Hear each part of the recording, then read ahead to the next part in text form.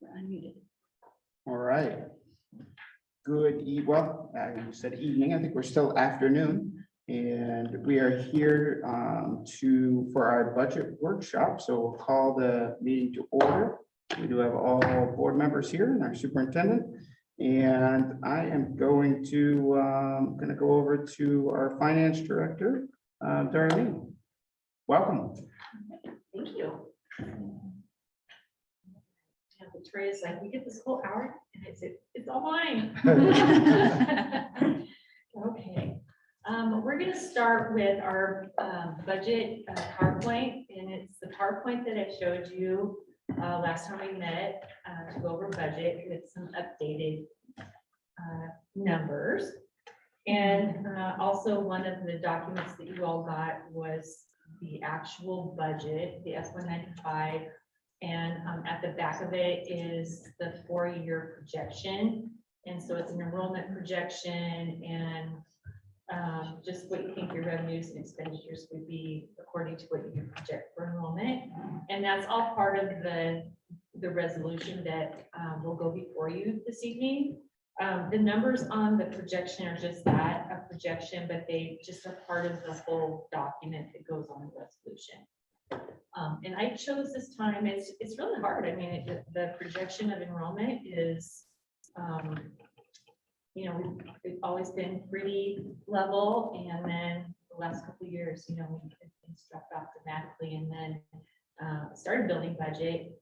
And then within the last month, since this PowerPoint, we have looked at our actual enrollment numbers that we can see so far for this coming school year, and chose to actually do some work on the budget and make the enrollment even lower, so that if for some reason our enrollment doesn't grow once school begins or right before school begins, then we're more where we should be with our apportionment dollars that would be coming in for the school year.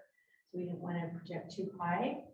And we don't want to project too low, but right now our numbers are valid just based on what we see right now.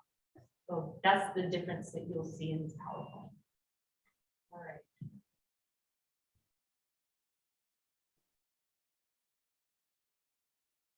Should scooch up.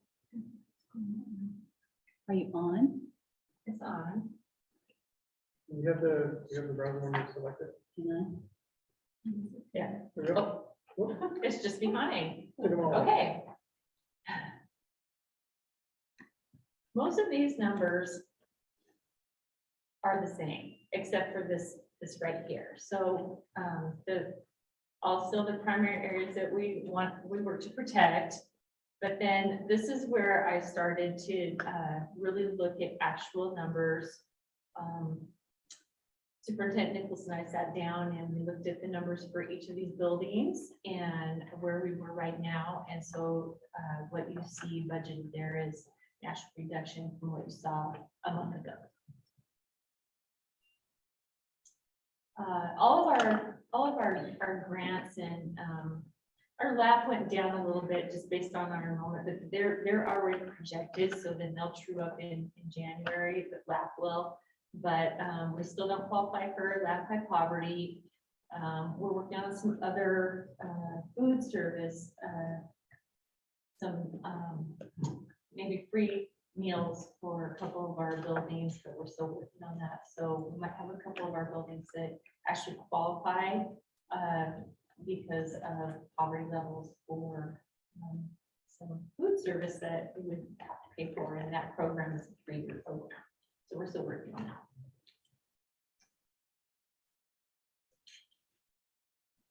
All right. So all of these revenues are still the same, except for when we get to apportionment. That's where the number is decreased up to be more in line with our lower enrollment, and same with the sped apportionment. That is a lower number also. And I would say that over just reducing the enrollment number probably reduced our revenue $700,000. But that's $700,000 that we're not thinking that we're going to get, that all of a sudden we don't get. So it's always better if we get more enrollment, then we'll true up and receive more apportionment starting in January. All of let's see, high cap changed a little bit, the bilingual, that's all based on enrollment, what we put in there, and the special education, so those changed just a little bit. And just on another note, the big document, this big F195, the budget, these numbers are all in these pages. And if you look through the first 15 pages, you will see that these numbers are all exactly the numbers that are in this budget document. In the budget document, it just lists the budget in several different ways. It can be by program, by activity, and it does that. So the breakdown's different depending on what we need to be looking at. But these are the numbers that are actually in this document. And then all of our federal grants, and then getting down to ESSER 2, 3, and 3 for learning loss, and then the CARES Act. So I had a question from Director Jeffries, and wanted to know if it actually, if you can see the breakdown of revenue and expenditures in this document, and that also under federal special purposes, under revenue and expenditures, it breaks it down even further than, I mean, you can tell that it's ESSER dollars and everything that is coming for our children through federal dollars that have been given to us. So, and when we're done here, I'll flip through so you can see the breakdown and the difference between revenue and expenditures for our ESSER dollars. If you were to compare them, we have different federal indirect rates for, it's just the cost of support for running these programs to the district. That's the indirect rate, and the district keeps that. So it's not spent on salary or benefit or something specific. It's spent on overall cost to run our school. None of these changed, and except for the last part. Our total revenues budgeted are $46,675,642. And then on to expenditures. This also changed slightly because we had some things that we needed to do in our salaries and benefits. Just make sure that we didn't miss anything. And so they're updated slightly, but they're overall really close to what they were last month when I presented to you. So our total expenditures are $46,425,403.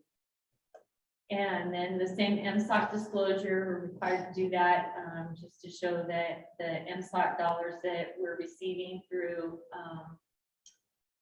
apportionment, we are being responsible to spend those MSOC dollars.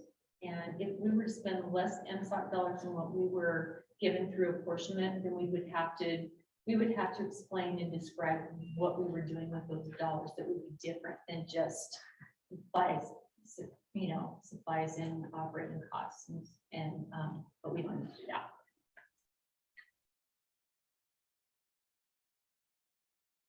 All right, so you can see that in the end, what we would be left would be positive of $250,239 of revenues over expenditures, and I hope that's really true.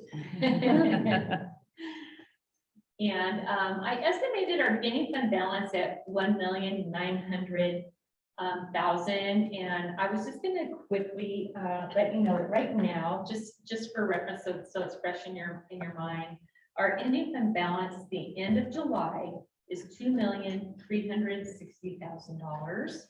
So you can see it's not too far off, but once we get our last apportionment in August, which is one of our largest ones, along with July, and whatever we've claimed for grant claims, we still have grant claims for 21, 22 to claim in September and October, and that's why we don't close our end of year until end of October, because we're still accruing. That's called accruals, and that's our district is not cash basis. So some of the things that we claim in from August payroll, we can't claim until September. So that's why I'm hoping, and the trend is showing that our beginning fund balance should be around $1,900,000. So if we were to add that little bit of fund balance onto that, our estimated ending fund balance would be at $2,150,239. And then Director Jeffries had asked me about just our policy and the 4 to 6% of ending fund balance. And he actually did the calculation correct. He took what our ending fund balance would be and our budgeted expenditures for the year and came up with what 4.6% is an ending fund balance. If it all works out right, we would be within, but just barely.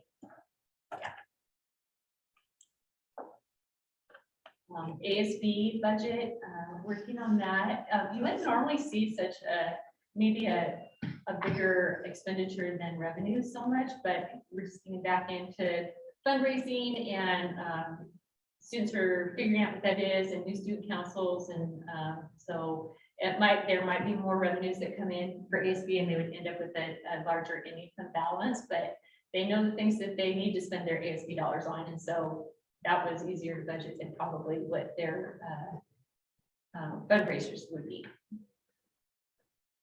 And debt service fund, again, we're not using that. It's just collecting interest until we go out for bond.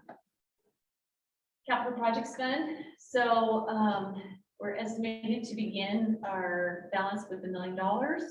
And that's after we went through all of our projected invoice totals that we will be able to pay in this school year 21-22 based on the projects that they're completing by August 31st. So I'm not sure if you noticed when you drove through or by, but they're up on the OPA roof right now. They were there just when I came over. They're working up there, so they're probably just about done at the middle school, if not done, and now they're already over at OPA.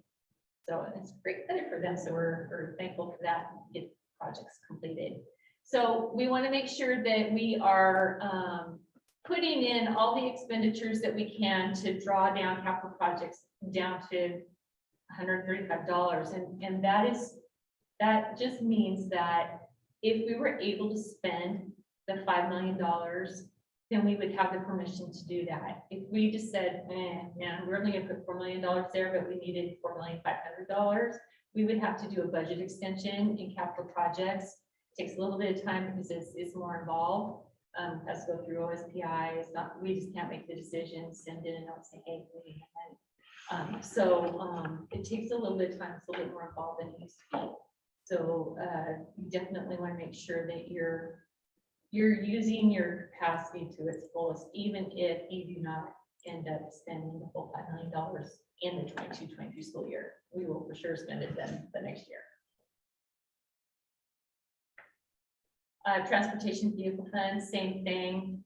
By the time our depreciation payment comes in August, in our August apportionment, we will end up with about an ending fund balance, if we didn't spend anything, of $1.3 million. But we also want to put in the expenditures that we would purchase new buses, just in case. We don't know if we will have a bus that breaks down, a bus that gets in, an accident. There's just so many things, and it's easier just to put it in the budget in the first place. It does not mean that we have to do a thing with it. And I'm not sure if we will even be able to. So Richard Fulmer, he's the director of transportation, and he is trying his hardest to get some buses ordered. And it is very difficult right now. So I don't even know if we'll be able to get a new bus this coming year. So it's working on it. Where's that? Any questions on this updated PowerPoint as far as what just the review of the budget would look like, even though it's like 150 pages? Questions? Yes. No, knew I would ask the question about the end fund balance Mhm. and that 4.6%. which is within our 4 to 8% range that I think is in our policy. But I think at some point we may need to still discuss that. And I know there's been discussion over the years, is that too little? And given that there were concerns from ISD about that number, that maybe, we need to take a look at it. Once our funding gets stabilized, it'll be a better time to do it. With declining funding, I don't know if this is the time to mess with that number or not, but Yeah. to take a look at it.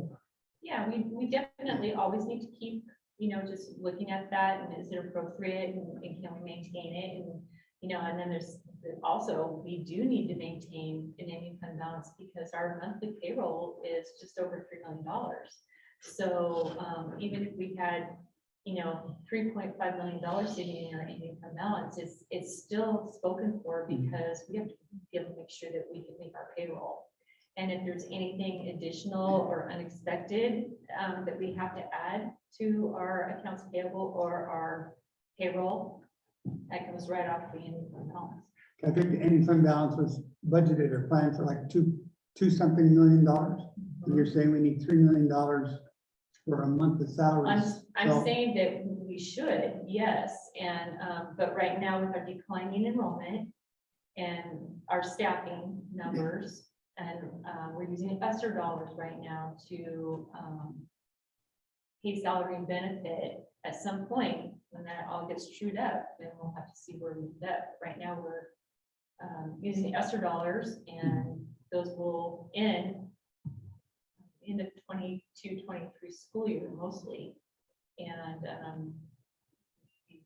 that we've had the discussion that, that with our enrollment dropping, our staffing has not dropped. And, so the small things now to ease the pain for next year, they're very small. As far as resignations and retirements, that was very little. And, some positions, the buildings are moving, things around internally, to make things work with lower enrollment. That will work, but there are probably going to be, some things that we'll have to look at as soon as school gets started to see if we're okay for coverage for our students coming back. We still have our students who are trying to get caught up and trying to get caught up socially and emotionally and academically, and we still, we still have all of our staff here for 22-23 school year to help support all of the needs of our students. And that is the purpose of our ESSER dollars.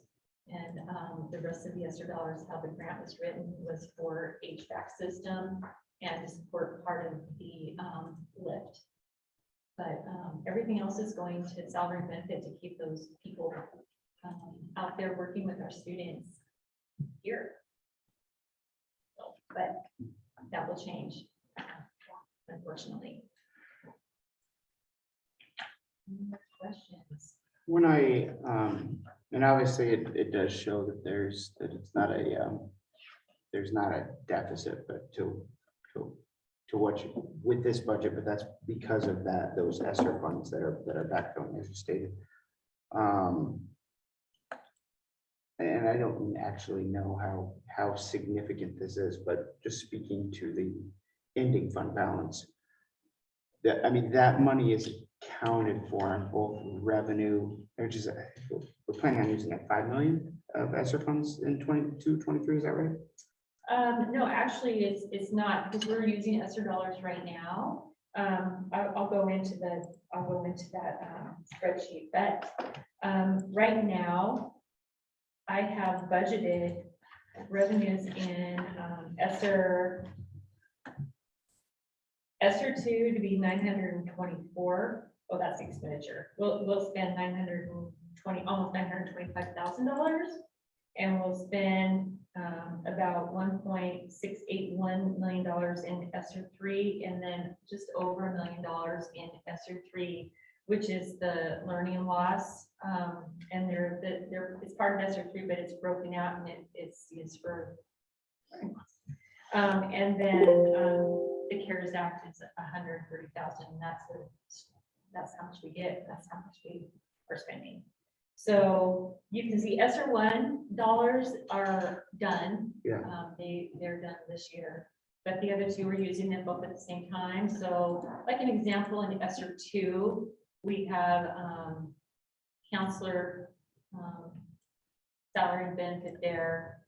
We have part of assistant principals put into ESSER 2, and that's because they were all made to be like the COVID or pandemic point person for all things that for their building. So we've been ordering supplies, just keeping track of things, making sure things were disinfected, making sure their school was running what was needed to run, socially distance, everything, and then dealing with student discipline on top of it. So that's a couple of examples. And then ESSER 3 dollars.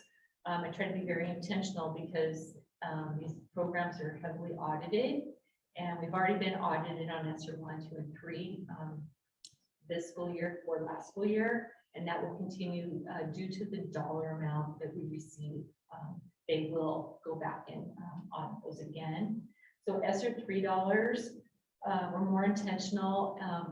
All new certificated staff, provisional staff, were coded to ESSER 3 dollars because we know that over the last couple of years, as our enrollment has been declining, if we didn't have the ESSER dollars, those provisional staff members might not have been kept. So this was a way to keep all of our staff, is to our newer staff use ESSER 3 dollars, and that trickled down to classified also. I was looking at, I think it was page 9 of your presentation. I don't know if Tracy can bring that back up or just. The Revenues page. PowerPoint or Yeah, the PowerPoint. Okay. And it looked like just under 5 million total. Yeah, between the three. So And so that money is. that's the revenue side. So the expenditure side will be less by the indirects, and the indirects on that is heftier than just our regular grant indirect. So you'd probably take off, I don't know, almost $800,000 of that, maybe $600,000. Okay. I'm guessing, that's just a guess. So, but yes, and those dollars are already spoken for. I mean, we already have our budget of salary and benefit for next year, and those dollars are already attached to people and projects. The does that leave really anything in ESSER, or are we pretty much, which I understand where we're at, but there's not going to be really much ESSER after this year, right? Yeah, Okay. might be a tiny bit, but not much. Okay.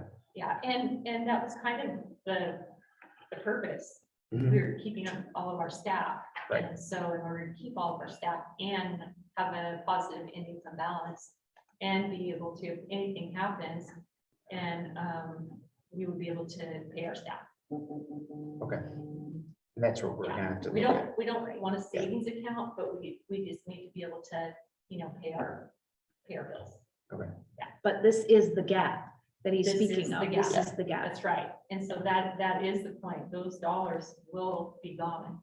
And then how do we end up with a positive income balance? Yeah. Unless our enrollment growth, which would be wonderful, but I don't know. We'll have to see. Or ESSER 4 comes. Or ESSER 4. Yeah, that's right. Yeah, ESSER 4. I mean, you never know. You never know, right? Hey, it's a budget year. Watch, All right, I'm gonna move on to the actual budget document, the F-195, and I just kind of wanted to point out a couple things, and so you can see kind of how things match up. So I'm gonna go back here first because I want you to see this page. It's the very first page, and this lists all 5 funds, and what it does is it shows you I get to use this thing right here, it's great.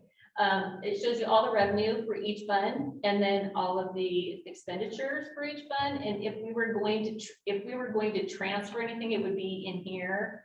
And then it tells you whether you are receiving more revenue or spending more than the revenue that you're getting in, which is the case in ASB, capital projects and transportation vehicle fund.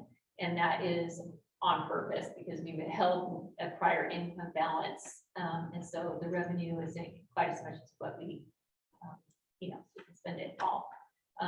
So this right here is important. And I'm going to say, I hope I was very thoughtful and intentional about building this budget. I spent a lot of time on this budget because I was so worried about it, pretty stressed out. And so I hope it's good. I hope it's a good document and not as good as the moment a budget is built and then the next moment the budget is no longer valid, which is normal. So I just wanted to see that front page on that document they have. That's just the overview. Okay.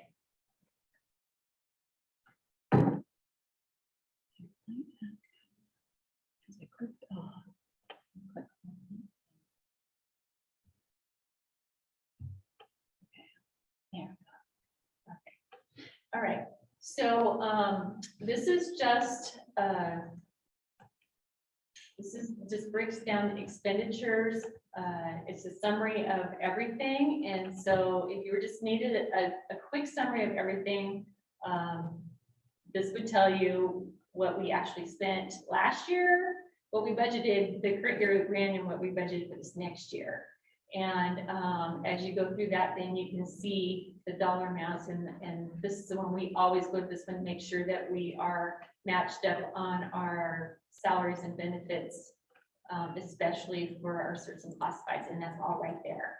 And it looks familiar because these are some of the things that end up on the budget status report. This is the breakdown of what that looks like. And then you can see this is our enrollment. So these are the numbers that I used, and they're there for you to look at, just so you can see how it's broken down. And then this is where revenues start. It tells you just like revenues, expenditures, the whole thing, so that what's in our GL. So if we had any that we had to transfer from general fund to capital projects, it would show up in there, but we don't. Yeah, that's a quick question. Yeah. So I'm just sort of looking at that kindergarten number going, wow. So is that the actual number that are enrolled to start at this time? So that's why you Yeah, there's like, decided I'm going to there's go with like that. 50 some in one school and 60 some at the other elementary. That was the reason that I frantically talked to Regan, and we had Jennifer Cox pull numbers for us because I said, what? When I heard the kindergarten number, and it was such a shock that I was like, that's too much lower than what I budgeted, which I budgeted what a normal kindergarten would look like. And so I was like, okay. So that's why we went back and looked at that. And then senior class as well? What's that? Senior class as well? So that number is Yeah, all these are taken from a report, and what I hope that kids will enter into high school and stay there. And I think that there's a lot of things that happen at high school that our students will hopefully be attracted to and participate. And it isn't due to an increase in running start, right? In terms of. I think I have 63 in Running Start, yeah. And so what happens with Running Start is we receive apportionment dollars from the state for Running Start, but then we turn around and pay it to the colleges. Yeah. Can you remind us what the enrollment for class size for kindergarten, first and second? 17. So, and what that means is that it's an average. So if you have 17 students in one kindergarten class, but you have 15 in another, but 20 in another, and it's across the district, and it's averaged out by how many specialists actually participate in that child's educational day. So music, PE, library, their teacher, all those things go into that ratio. And then every month in our apportionment, it tells us whether we met that criteria or not, and we receive more funding for that. And so even if the funding doesn't offset, if we have an extra teacher or two, just the benefit to kindergarten and first graders for having a smaller class sizes is worth it. And also just to add, my little note on here, it's a kind of somewhat of a misconception sometimes when folks hear that 17 number, because they expect to always see it to be 17 or Yeah. lower, but it's Yeah. because it's all teachers that, Right. all certificate staff that serve those folks. So you have PE teacher, and so once you incorporate those other folks in addition to classroom teacher, it actually can work out to be. And More it's than district wide too. So if you're just looking at one building, remember to include both elementaries in that. Yeah. When they were first rolling that out, it created a rub up on facilities too, because, oh, we don't have enough classrooms to do so. And then they relaxed, as I remember, they relaxed it to allow those other programs to be counted in. Yeah, real estate is probably a large problem in a lot of districts.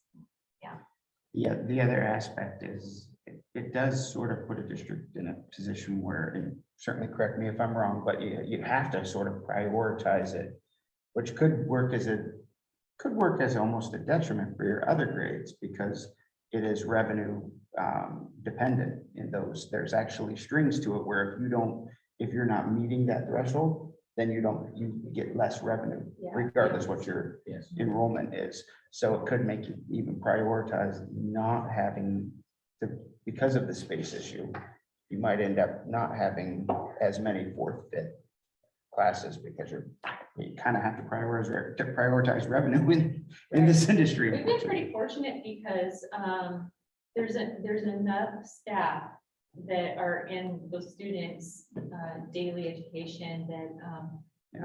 we have been able to consistently meet the 17 Nice. FTE criteria. Yeah. Yes.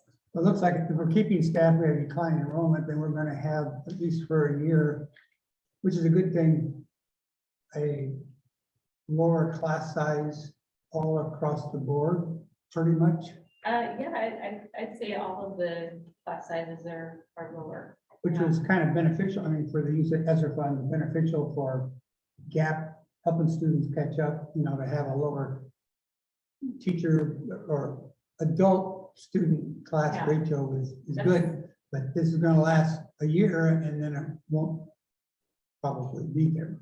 I mean, our class Yeah, sizes will have to go up.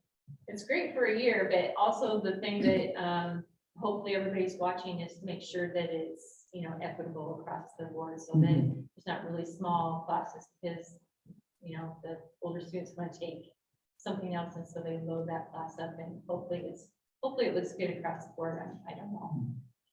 I would say too, that we're gonna have to be prepared to be nimble as a system. Because research says that there are class sizes, once you get below it, you actually have diminishing return. And so we want to be very careful that we're not hitting that point when we could use a staff member for a different strategic purpose that actually would probably hit the mark better. We're hearing from our staff right now that building relationships, social emotional learning, discipline are all aspects that we want to pay very close attention to and teach. So we're going to be paying close attention. I also would say I'm going into this being an optimist about kindergarten.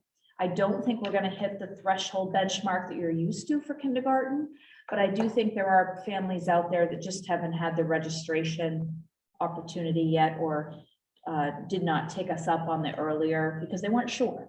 Yeah. So hopefully we'll see some increase. Yeah, and everyone's just getting back into the building, so hopefully parents will stop by. I remember some years where on day one, then there was bus loads of kindergartners getting off. And it was, what do we?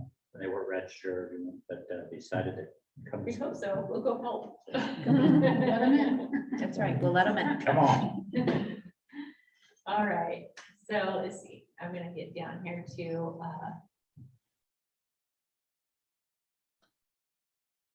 So this is where you can see, on the PowerPoint, you can see these numbers. These numbers over here will match up with what is on the PowerPoint. And some of the numbers on the PowerPoint are, the totals, so you can see what they are. So you can see like my apportionment up there and, special education. And then down under, state special purpose. And so you can match those totals up that way. And then that's where you can see the ESSER revenue that I built in. And then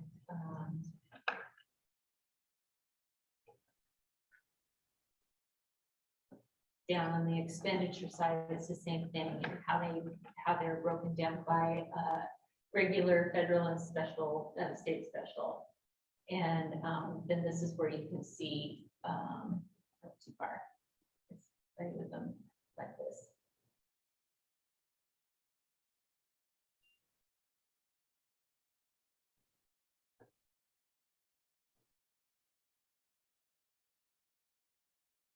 You can, there are the ESSER dollars right there. It's like trying to find them. So, and then that's how they're broken down right there.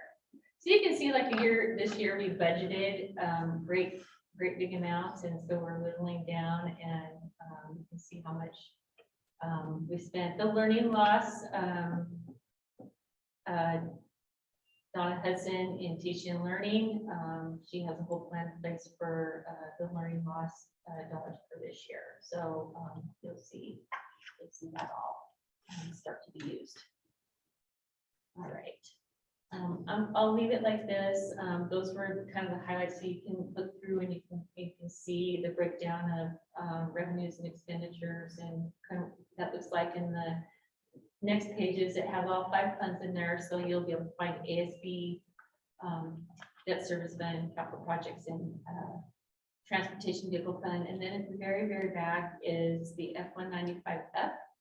And I don't even know what page that's on, but what that is it's supposed to be a projection of where we think our district will be in 4 years. And when we first got this, after McCleary was all settled, then the first time we did it, a lot of us business managers got together, and then they wanted to know how many of us found ourselves going further and further down towards a zero and income balance, or actually in the red. And I would say probably 3/4 of the business managers raised their hand.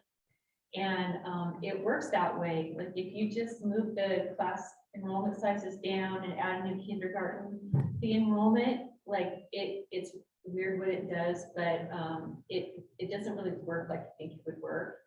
And we've never been in the hole, on the projection. I try to be really fair about it, but this time I thought our enrollment is going to grow a little bit from where we are right now. It just has to. We're going to have, young ones come in, and we just haven't counted them in this budget, but we know they're coming. So I upped our enrollment a little bit each year, knowing that, we're just in this like positive move forward.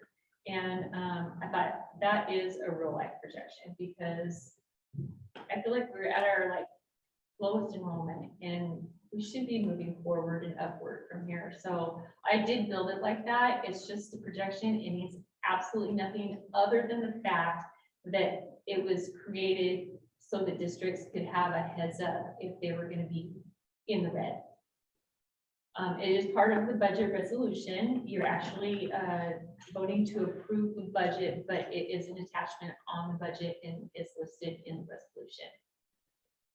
I don't know if anyone looked at it or not, but what you do is you basically are projecting enrollment like you do on your regular budget. And then you have to go through and you have to project what your revenue and your expenditures would be over 4 years. Well, that's almost impossible. And it's impossible because you don't even know what your enrollment is going to be. So I kept it as close as I could. Knew IPD was going to raise our apportionment a little bit and just, increase it a little bit each year, but not much. And that's how that was created. Do you have any questions on the F-195F? there's not as much information about, it's just, all it is enrollment, what you put in for revenues, what you put in for expenditures, and what it would create as an ending fund balance, and that's it. There's nothing else to it. For all 5 funds. Yeah. There's no meat to it, really. There's nothing descriptive inside it, like, this is what's, it tells you basically what you think you'll have for staffing, but even that's not real. I'm just looking at, on page 220, where it has the first line for local taxes, and then it drops off in 25, 26. Is that because the capital projects levy will be done collecting funds from that in 25, 26? Yes. Yes, Yeah. from 3.8 to 1.7. Okay. So because it starts in the, our school year is split Mhm. in between them, so you can only count 1/2. Got it. Yeah. Okay. Yep. The reason in the 4-year projection, why you see the trend of revenue change moving on is all to do with the ESSER funds too, right? So a typical. Yep, I had to Yeah. make sure that it didn't count that as revenue. You're right. Right. Yeah. Yeah, I tried to catch some of those things that would inflate numbers or inflate, anything else. Right.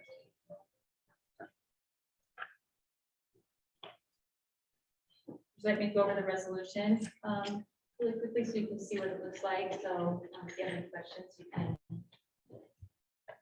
ask me now. Pull it up on screen. Okay. So it's just the adoption of the 22-23 budget, and it includes all 5 funds. Am I controlling that I already? don't know. Let me click one more time. Now go ahead and try.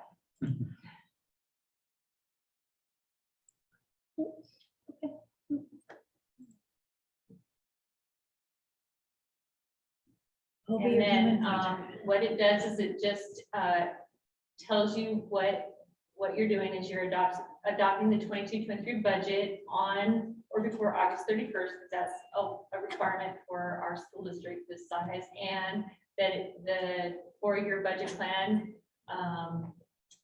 or any proposed changes to use of the enrichment funding are all part of this. And so if you scroll down just a little bit, you can see all 5 funds. These numbers match up. These are expenditures. These match up with what we just went through in this big document, F-195, which is the budget. And so these are the numbers that you would be approving for us to be able to spend in the 22-23 school year if we need to. Nothing in debt service, and you can see the other funds there. If you scroll a little more, I don't have any transfers, so even though it might mention it in the resolution, there's no amounts in there. If I were going to do some fund transfers, I would need to put the amounts in and which funds they were moving between, but we're not doing that. And then you will all sign this. So then what happens after the board approves the budget is that it gets sent to the ESD. They send me a certification page that has to be signed by Superintendent Nichols, and then it goes to OSPI for final approval. So even though the ESD has looked at this a couple of times, they've looked at my resolution and sent it back, it will still all go to OSPI to be completely looked over before they approve it. Any questions on the resolution? The resolution is it looks like last year's. There's nothing new added into it. When we settled the clear that our resolutions got bigger and more detailed, but this one's a pretty straightforward resolution.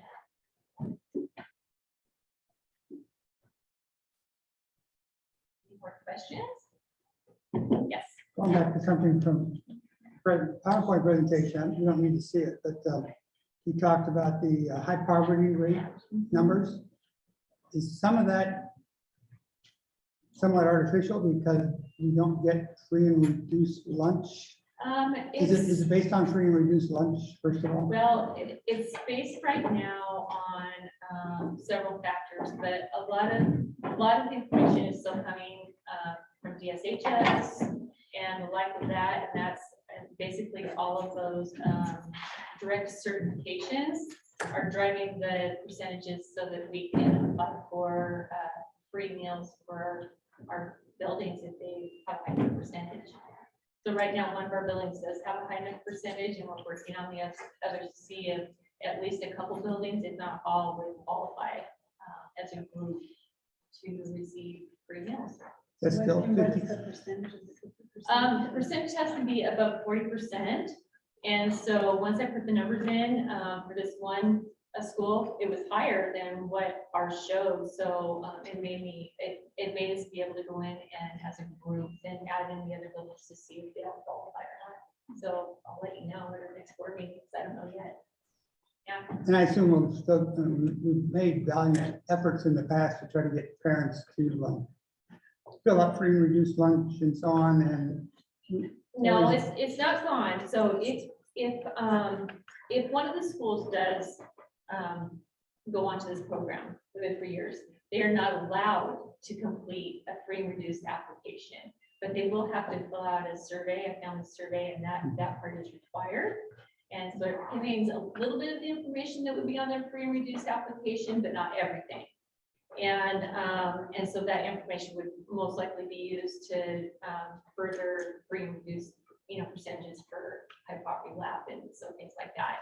And also, if it's just listed, say, the 2 elementaries, we would still need the other buildings to keep completing those applications.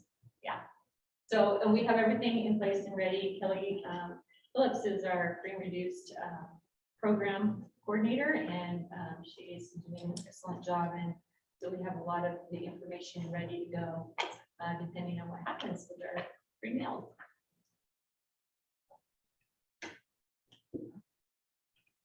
More questions? All right, thank you very much, Darlene. All right, thank you. Appreciate it. Any other last thoughts? Brenda? I think we all recognize we have 2 challenges before us. That's enrollment and going after a campaign to help people understand how our district can be a match for them if they're not choosing us right now. And to have that happen right before school starts, that's probably too high of a bar, but certainly for kindergarten, I think us getting the word out is really important. And then we will be communicating with you as the months come around how we're going to address this gap, because the ESSER funding falling off, you see how substantial that is. Thank you. All right, I have 5:51 PM, so our regular meeting is not going to start until 6 o'clock, so we will be in recess until 6.